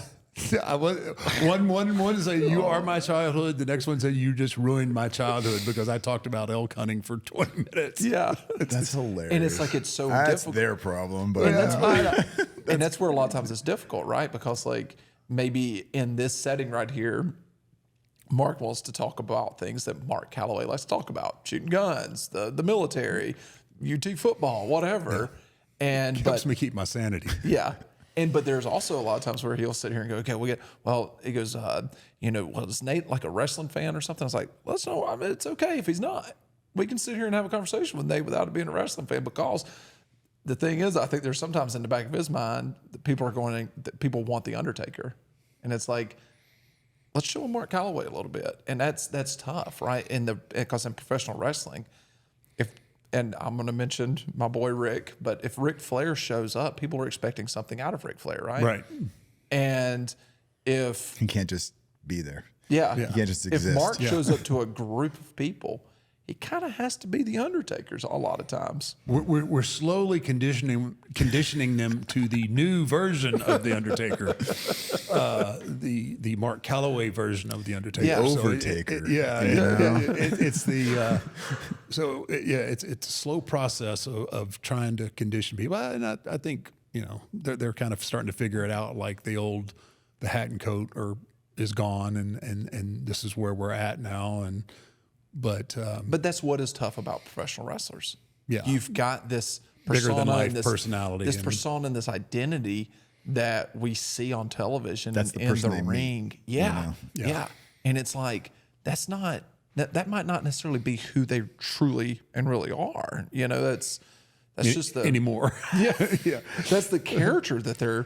You see that with character actors, I think, a little bit. If like a character actor is a certain way in all those movies, it's always like this, and then they're in another role not doing that, and they're like, I can't watch that person do. That's not who they are. That's not the Will Ferrell. I would always be worried to meet Christopher Walken, because I would love that. I would want him to do the scene from Pulp Fiction. Pulp Fiction, yes.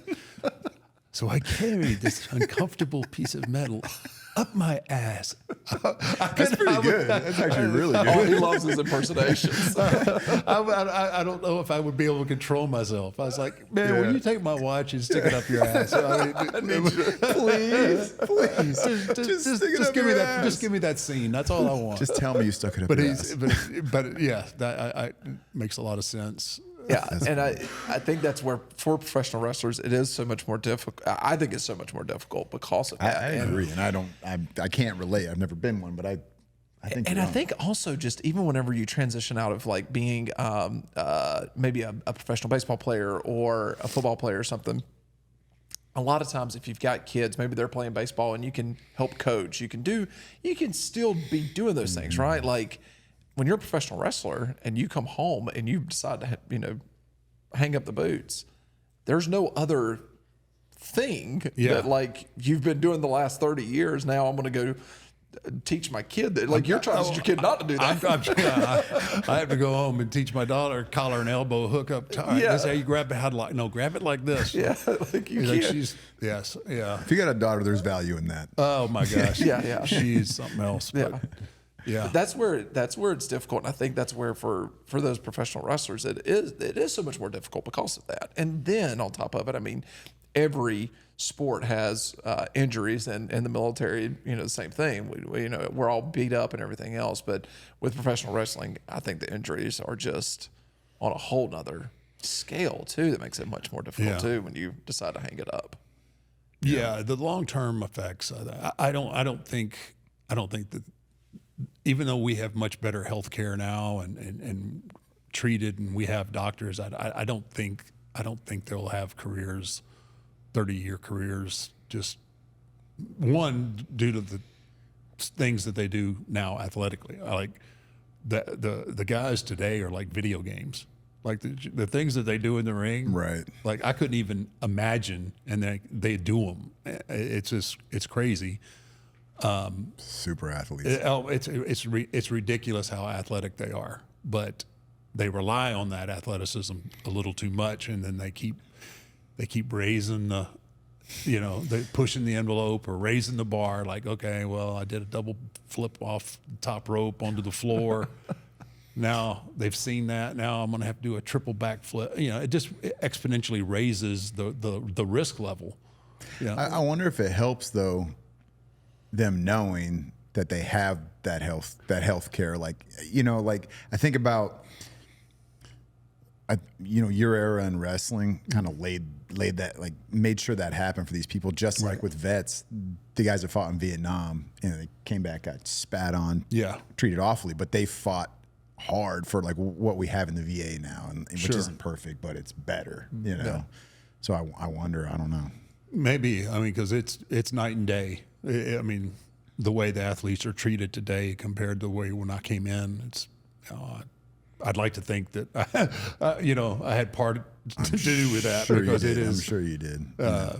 There were years where there wasn't even a roll of tape in the dressing room, much less an athletic trainer. Now doctors, and it's concussion protocols and drug policies and everything is all, it's all in place for the betterment, and the athletes don't have nearly the bad habits that we did. I just watched Iron Claw the other day. Did you? Yeah. Oof.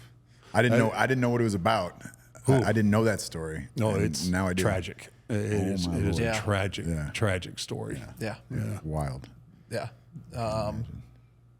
We'll say, Mark kind of, got to start through Fritz von Erich. That company, Fritz von Erich, gave me my start in the wrestling business. Yeah. I didn't know that. Yeah. So I've wrestled Kerry von Erich, Kevin von Erich. I wrestled those guys way back in my early beginning. It was, they were like gods here in the state of Texas when they were all running. They were just revered. And then all just the excesses that came with all that was just detrimental to the whole family. It was he lost 5 boys. That's crazy. Yeah. Ah, my God. Yeah. That's, thanks for bringing the mood down, Nate. Sorry. Anyway, wow, look at the time.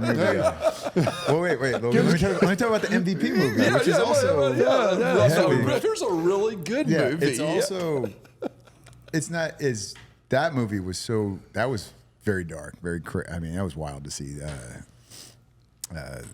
Iron Claw, man. I watched it on an airplane too, so I'm sitting there just like just trying to, you know what I mean, just hurting for that family, and I just can't imagine. Yeah, but he pushed them boys. When you mentioned, when you were talking about, or when we were talking about, like kind of how MVP started, and even like The Wrestler, like the movie The Wrestler.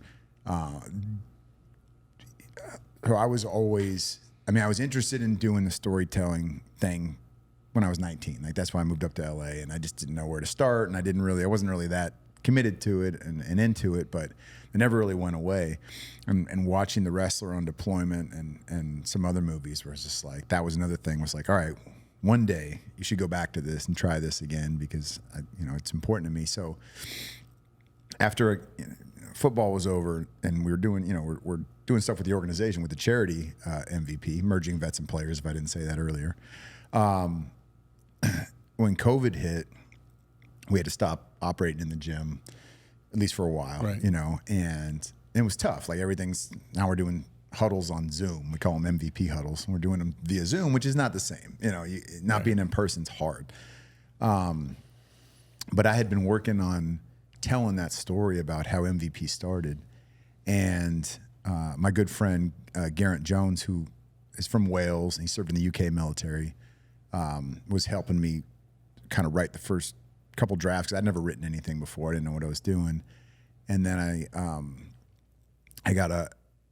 did an internship to finish my master's degree out in LA, even though the degree was from Texas. And I did an internship with Peter Berg at Film 44. So Pete did like Lone Survivor and Friday Night Lights and a lot of football, military related stuff, and learned a little bit about the development process, but also made some good contacts. And one of his people that worked there eventually became Stallone's producing partner. And so I called this guy, Braden, and I just said, hey, I'm going to work on this script. If you can give me any notes or pointers, I don't really know what I'm doing. He's like, well, send it to me when we're ready. So I sent him the draft, and he was like, this needs a lot of work, but I think you're onto something with it, and I'll help you kind of get this thing going if you want. And I was like, please. So, and also it being COVID, there's downtime for a lot of these folks. And so he helped me, and a few other friends of mine helped with notes and ideas and kind of developing it out. And eventually I found out that that transition homeless shelter I was talking about with a veteran spot in LA, it's actually on Sunset Boulevard, crazy enough. Wow. In East Hollywood. And it was closing down. And they said, we're losing funding because of COVID, and it needs to go other places. And so I had gotten to know a lot of the vets that were there. They were members of MVP. And I talked to the, up the chain at LA County, the guy that was in charge of that facility. And I just said, hey, is there any way we could film there? And he's like, what do you mean? I'm like, well, I'm going to shoot this movie, but I want everything to be on location because we're going to shoot in Unbreakable Performance Center, which is Jay's gym. And I want it to feel like a documentary kind of, but it's going to be a scripted movie. And they gave me the approval. So during COVID? During COVID. Wow. We shot it in September, October of 2020. And all the vets portrayed on screen are played by actual vets. Most of them are like the actual people. They're kind of playing. Right. And then Tony Gonzalez, Randy Couture, Jay, Howie Long, and Michael Strahan did a little cameo on Fox NFL Sunday, like talking about it. Yeah. All awesome. These guys are in it playing themselves and telling these stories that I was kind of talking about. Right. And we didn't have any money. Like even with this, Stallone's company helping out, Balboa Productions, they were like, look, we don't want anything, but you've never made a movie before, so it's tough for us to. I understand that it's not a good investment. We're going to give you a big budget. Yeah, on this. Exactly.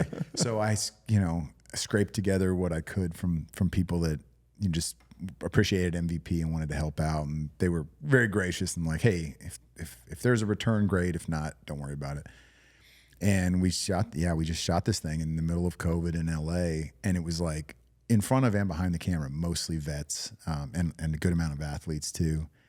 And ended up being pretty decent. I mean, it tells the story of this Marine who was living in a homeless shelter and an NFL player, first year out of the league, they're both going through this loss of purpose, identity, right. Uniform, all that. And they got nothing in common. They meet each other. They don't like each other at first. And then they kind of come to understand, they're going through that same struggle, and they sort of save each other in the end. But yeah, it was just, I went through all the edits and cutting it with the editor and all that. Like, I couldn't see it. I was just like, I screwed this up. This is not good. Just worried about it. And then we screened it during when the Super Bowl was in LA in 22. We screened it for the very first time in a theater down there, and like 350 people showed up, which was awesome and also terrifying because I was like, oh man, this better not suck. If this sucks. And I remember the movie ended. I was outside, and when I was in there, I could hear people like reacting to stuff, whether they're laughing or whatever. And it was all vets and athletes in there. Granted, that helped. Yeah. So they relate to this stuff. Sure. There's very real conversations, and then I came outside in the lobby and waiting for the people to come out. And Sean O'Hara, who played for the New York Giants for years, he was like the first guy to walk out with Kenny Mayne. And Kenny was he played football too, and but then was more famous for being a ESPN announcer or a commentator. And they both came out, and they were like wiping their eyes, and I was like, Got him. I'm like, got him, yes. And but yeah, it worked. So from there, you know, we got it's now, if people want to watch it, it's on it's, if you have Paramount Plus, it's free on Paramount Plus. They licensed it, which is cool. But you can also watch it on Prime or Apple TV or all these other places. You can rent it there. But it's cool. So that's like that's my new kind of mission, or at least part of it. You know, that purpose of that problem to solve, and keep trying to find ways to tell our stories in a really authentic way, like The Wrestler. I mean, that, like I said 5 times already, but that movie is so, you know, I know very little about the wrestling world and what that's actually like. But Me neither. I don't know.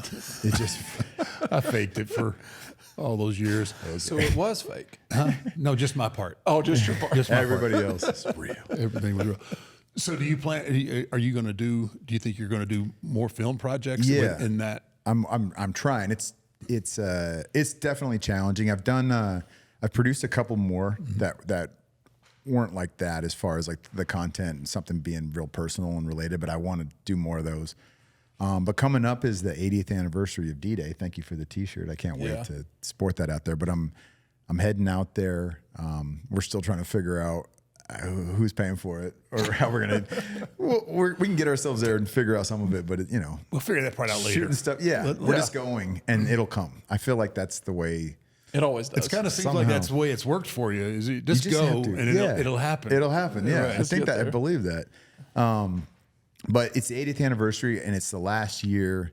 I mean, the youngest guys that were, you know, on at Normandy, you know, on the beaches there are 97 now, I think, the absolute youngest, which is wild. I mean, there's not that many left, but a bunch of them are coming out, and so we're gonna go cover that and kind of tell that story again from a younger veteran's perspective of it a bit too. So it's like how do we kind of connect to that, because I want something that relates to, not that there's a lot of really important. You know, I mean, Saving Private Ryan is an incredible movie about that. But from a documentary standpoint, how do you take the words and the interviews of people in their late 90s and into their hundreds that someone that's young can really like connect to? And trying to find that, because I just think we and they don't all have to join the military, but we need young people to really feel that sense of, I don't even know what it is that I felt from you know, as messed up as it sounds, like if 9/11 didn't happen, I don't know if I would have found that in me. You know what I mean? And that's horrible. You know, 3,000 plus people died from that. And, but I don't know. I don't want anything like that to happen. But like, how do we garner that same kind of the emotion that it spurred within our country, and the desire to like fight for something? Yes, and, you know. I mean, as horrible as 9/11 was, but man, if you can remember it, if you remember, there wasn't a door that didn't have an American flag on it. There wasn't a window. Yeah, it was as horrible a moment as it was in our history. My gosh, did it bring us together? Yeah. Totally. I would imagine it was the same way after D-Day. You probably remember that. It was all the flags and stuff were probably on the doors as well. You may hurt me. But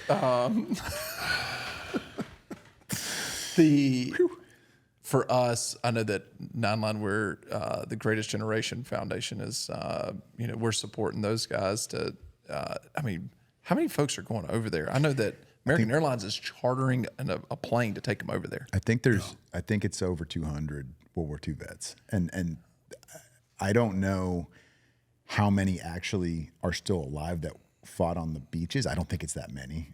I want to say it's more like 60, and not all of them can travel. But there's other World War II vets who are like in support roles for that are going. I think it's 200 and something. There's only 60 that are still alive that were on the beaches. Me. But I think so. I think it's something like that. It's very low. Goodness. There's a guy. The practice fields at UT are called Frank Denius Fields, and Frank was at Battle of the Bulge and Normandy. He was in the 30th Infantry. Jeez. And he's one of the top 10 most decorated World War II vets ever. He passed away a few years ago, so he's obviously not going. But like that's part of I've never been. And that's part of the reason I really want to go, because I want to see where Frank.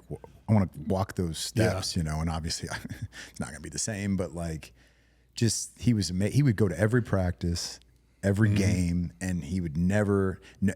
Guys knew he was in the military, and the young guys were like, "Oh yeah, he was in he was in the army or something," you know. And then I found out, oh, he's in World War II, and then I found out he was at Normandy and then the Battle of the Bulge, and I'm just like, oh my God. And he would never talk about it, never bragged about it.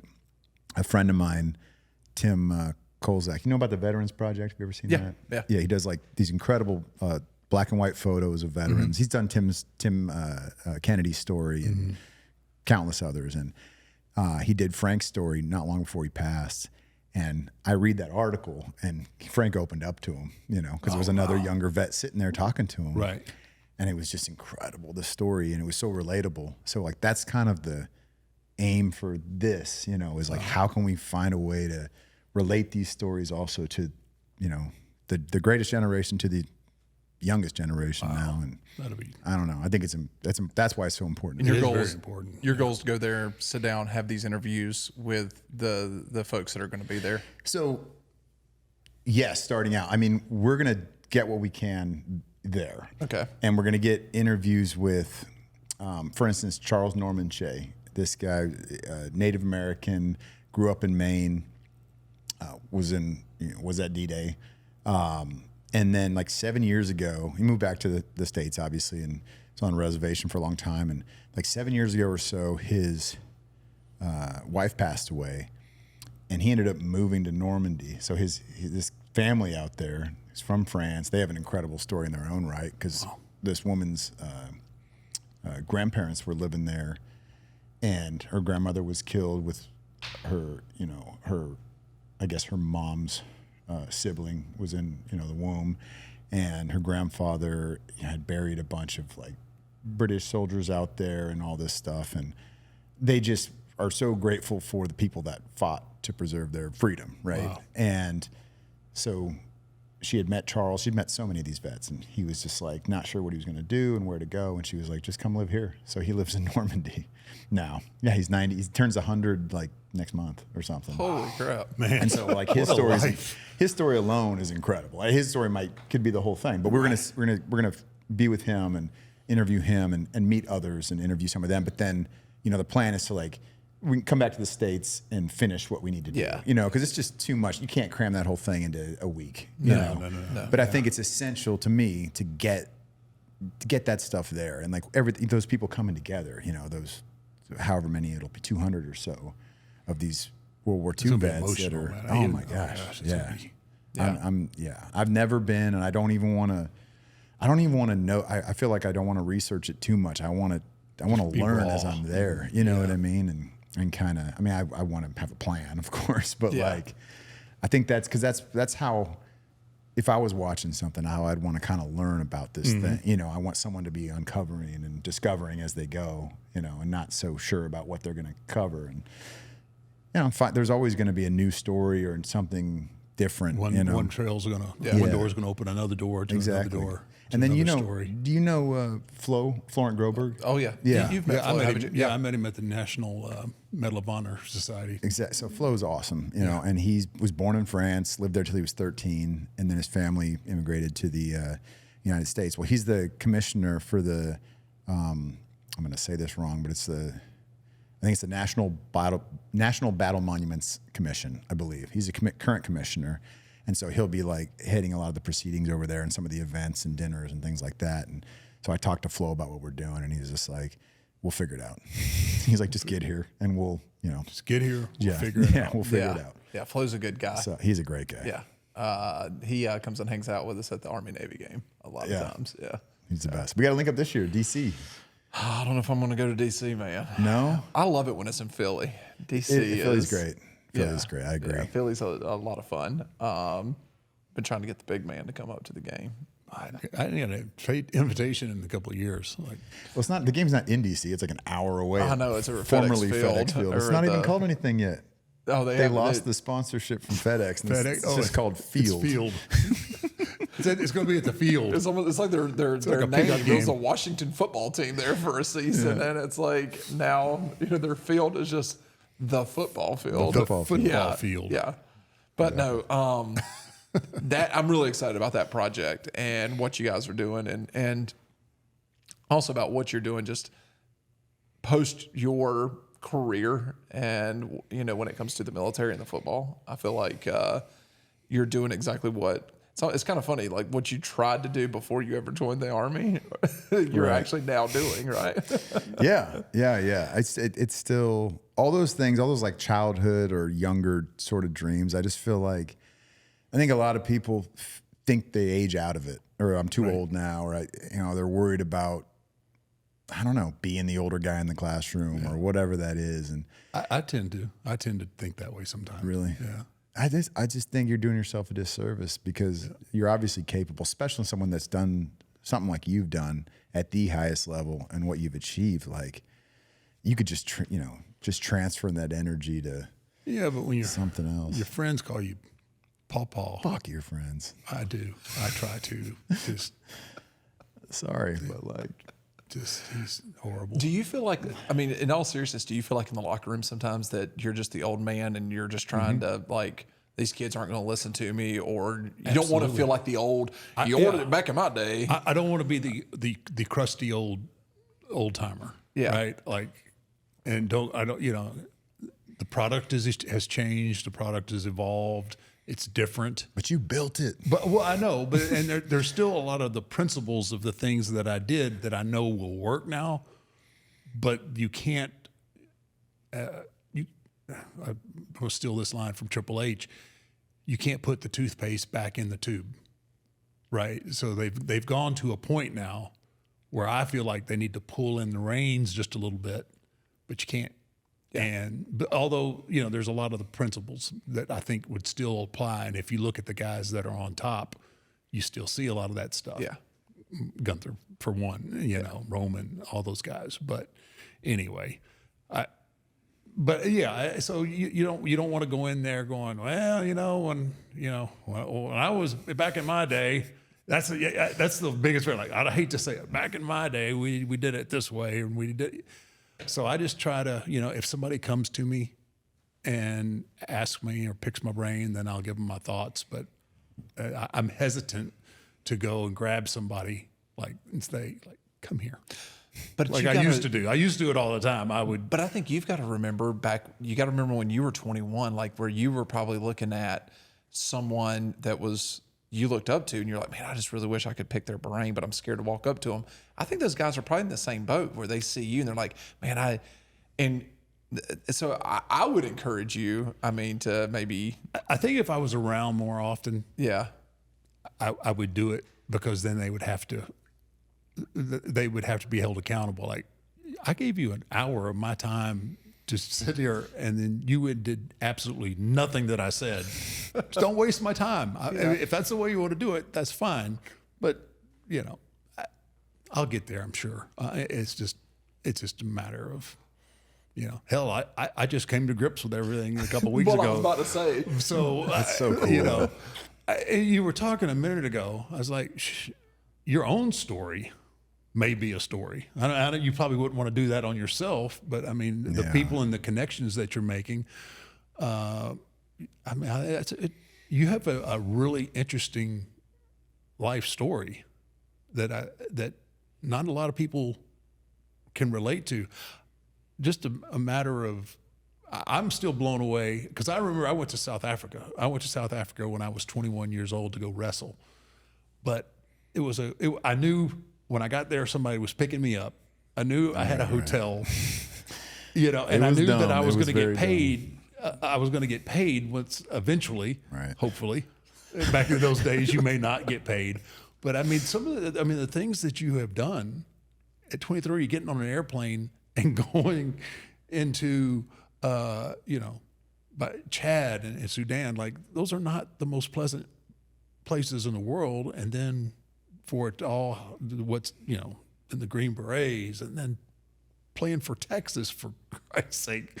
And then from there, getting a shot. And then, I mean, you have a hell of a story here that it's inspirational in its own right. I just don't want you to not miss an opportunity to get more people out there to get that story. Your next big story might be the one that you're staring at in the mirror every day. Yeah, I'm just, I mean, I can tell. I mean, you're a humble guy, but I mean, don't sell your own story short. I mean, what you're doing is great, and I can't wait for this. I can't wait for this D-Day project. I'm excited for it. Yeah, I can tell, and I'm excited now. So I'm going to be wearing. Hey, Matt. Well, Nate up, man. Where we at? Where we at with the movie? What are we doing?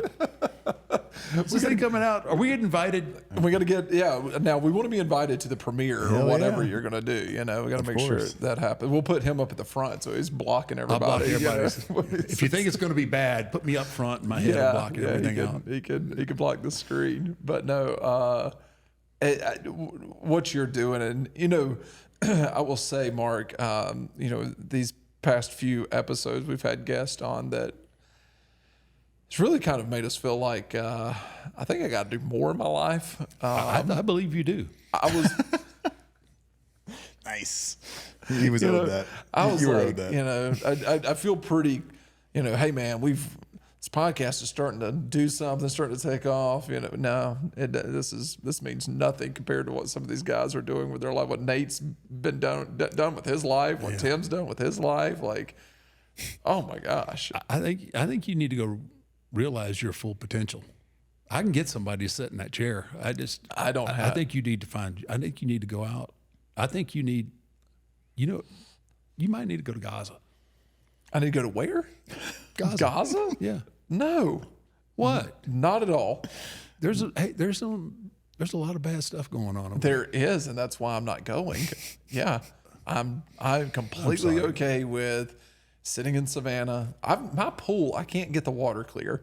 Until I can get that clear. These are first world problems we're having here. I've got I'm very aware of them. I've been struggling. I got murky water right now, and I can't figure out why. We've chemical imbalance or something going on in my pool. So I got some fish. You got some big issues. All right. I got big issues. You got big issues that you got to get squared away first. I got to deal with now.